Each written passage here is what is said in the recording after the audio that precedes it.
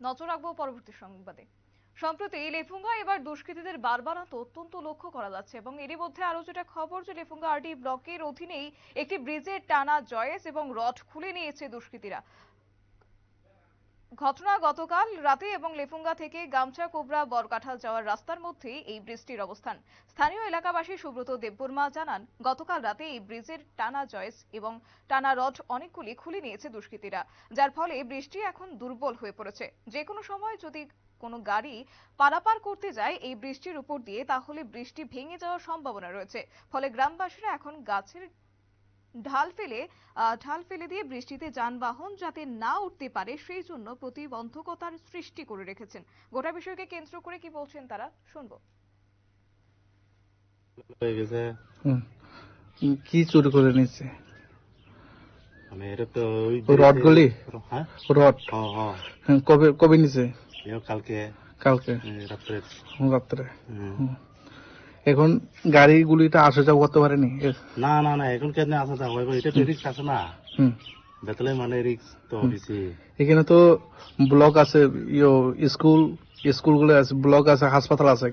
কিভাবে আসা যাওয়া করবে এখানে এই এলাকায় জনগণ? কিন্তু অসুবিধা আসলে এখন অসুবিধা তো বেশি অসুবিধা হয়, কারণ রাস্তা ভালো না। এটা কেনে এদিক দিয়ে কেনে আসা যাওয়া হয়। যে কোনো সময় বড় সড় দুর্ঘটনা করতে পারে, তাই তো। আয় দেখছেন পিডব্লিউএস এটা করতে পারে না, এটা মানে আইসে না কখনো আইসে না। এই জায়গাটার নাম সর্বজয় পাড়া। ব্লক কোথায়? Lefunga RD block. Lefunga RD block না? আপনার নাম? সুব্রত দেববর্মা। এই রাস্তা কইতে কই যায়? এটা লেফুঙ্গা থেকে গামছা কোবরা যায় আর সর্বজয় যায়, এটা জিবিও যাওয়ান যায়।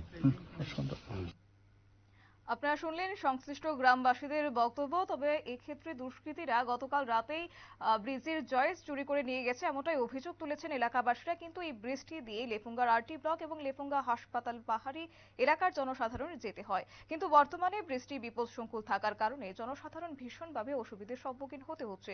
তবে গোটা বিষয়কে কেন্দ্র করে এখনো পর্যন্ত পূর্ত দপ্তরের কোনো আধিকারিক এসে ভিজিট করেননি বলেও তারা অভিযোগ তুলেছেন।